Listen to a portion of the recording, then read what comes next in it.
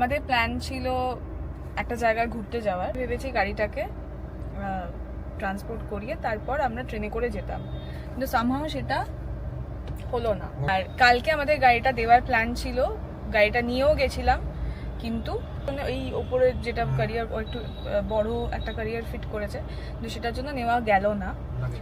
হ্যাঁ লাগে। এবার ভাবনা আছে যে গাড়িটা নিয়েই চালিয়ে যাওয়ার, তো সেই ভেবেই আমাদের এর নেক্সট প্ল্যানিংগুলো করতে হবে।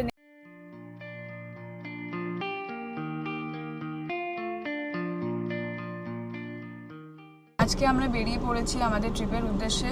তো সকালবেলা আমরা সমস্ত কিছু প্যাক করে নিয়েছি, আমাদের লাগেজ একদম উপরে সেট করা আছে। আজকে আমাদের প্ল্যান আছে যে আমরা বারাণসী অবধি যাবো, তাই তো 600 কিলোমিটার, 670 কিলোমিটার। তো এতটা ডিস্টেন্স আমাদের কভার করার ইচ্ছে আছে। দেখা যাক আমরা কতটা যেতে পারি, বুঝতে পারছি না। 5:15 বেজে গেছে, জানি না কিভাবে কতটা কি জ্যাম পাবো হাইওয়েতে। চেষ্টা করব আজকে বারাণসীটা ঢুকে পড়া। ফার্স্ট যে স্টপটা হবে তারপরে আপনাদের সাথে আবার দেখা হচ্ছে।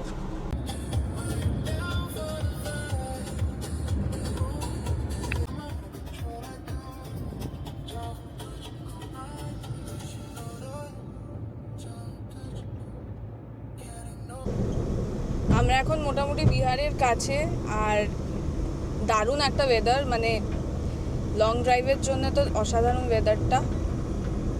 আর বাজও পড়ছে, জানি না এটার মধ্যে আসছে কি না ক্যামেরায়।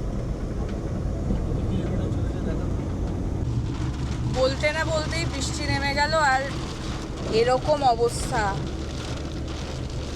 কিরে, তোর অসুবিধা হচ্ছে না তো চালাতে? 360 কিলোমিটার এখন অবধি চালিয়েছি। আরে 360 চালিয়েছিস সেটা নয়, আমি বলতে চাইছি এই ঝড়ের মধ্যে প্রবলেম হচ্ছে কিনা। কোনো প্রবলেম হয়।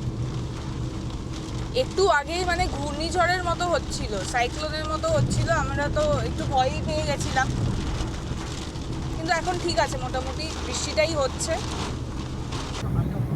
এই রাস্তাটা একদম এই রেড প্যাচগুলো করা, কারণ আমরা ধানবাদ রোড দিয়ে যাচ্ছি, দুদিকেই জঙ্গল রয়েছে, তো যাতে যারা গাড়ি চালাচ্ছে আর ওয়াইল্ড অ্যানিমালস দুজনেই যাতে কশাস থাকে, সেই কারণে আমার মনে হয় এই রেড প্যাচেসগুলো করা। আমার কারণটা ঠিক জানা নেই, যদি আপনারা জেনে থাকেন একটু জানাবেন। এই রেড প্যাচেসের উপর দিয়ে যখনই যাচ্ছে তখন একটা মানে আওয়াজ হচ্ছে, এটা হালকা বাম্পি মানে থাকছে ব্যাপারটা, যাতে ড্রাইভাররা অ্যালার্ট থাকে। সেই কারণে রেড কালারটা দেওয়া আছে, আমার মনে হয় যে 14 জানুয়ারিটা ওরা অ্যালার্ট থাকবে। হতে পারে, আমার তো মনে হচ্ছে অন্য কিছুও হতে পারে, সেটা অডিয়েন্সের থেকেই জানি। আমরা লাঞ্চ করতে এসে দেখা হলো ববির সাথে। হ্যালো ববি। ববি ইয়ে আমাদের ভেজ থালি, আর এটার সাথে আসবে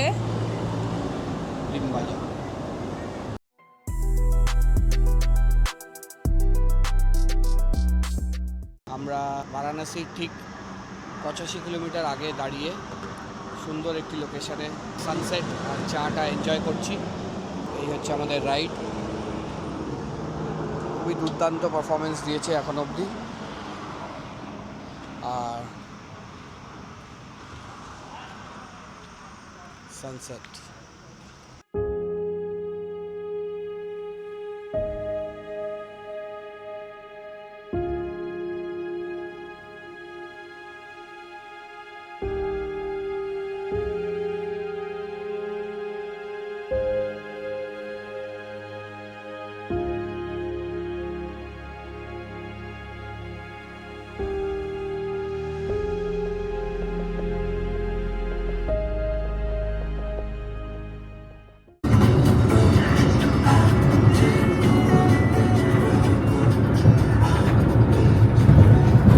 এখন বাজে রাত 8টা, আর আমরা আজকে ঢুকে গেছি বারাণসীতে, আর আমরা চেক ইন করেছি এখন সোল অফ কাশিতে। কালকে ইচ্ছে আছে আমাদের দিল্লি পৌঁছানোর। কাশী বিশ্বনাথ চাট সেন্টার, চাট ভান্ডার। গাড়ি আমরা এখানে নিয়ে কোনো মতেই যেতে পারবো না, তাই টোটো করেই যেতে হবে। মানে এখানে টোটো লোকাল কি বলবো নাম হচ্ছে টুকটুক, তো সেটা করেই আমরা এখন বেরিয়ে পড়েছি।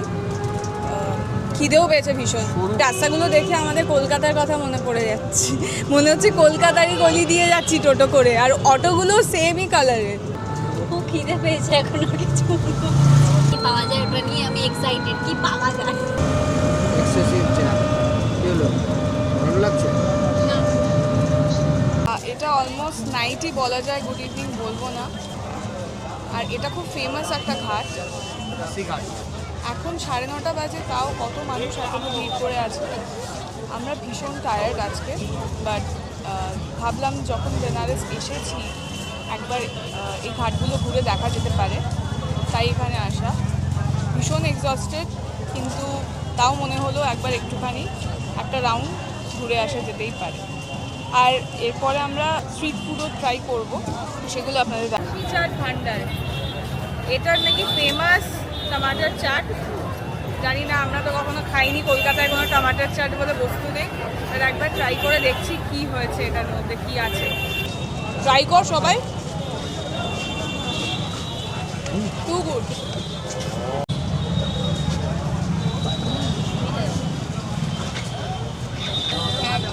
খেতে পারবি না?